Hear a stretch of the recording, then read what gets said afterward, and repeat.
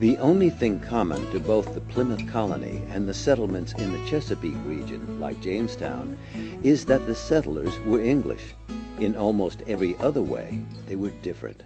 The early English colonies in New England, colonies like Plymouth, for example, were very, very different from the English colonies founded in the Chesapeake, like Jamestown.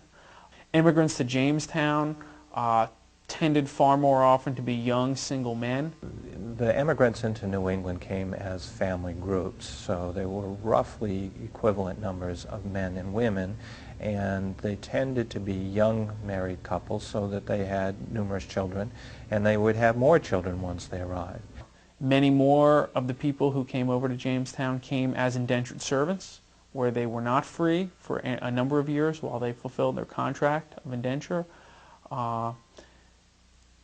Also, in Virginia, in the Jamestown settlement and the Chesapeake settlements in particular, there were many, many more slaves. In New England, where the climate is similar to the homeland, they grew a variety of crops, primarily for their own use. In the Chesapeake, however, farming became a big export business, and to meet the demand for workers, indentured servants and slaves were very important.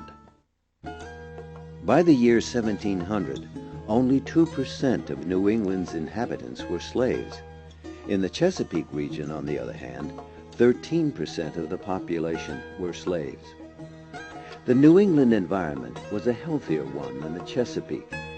In New England, if a person survived childhood, he or she could expect to live to be 70, whereas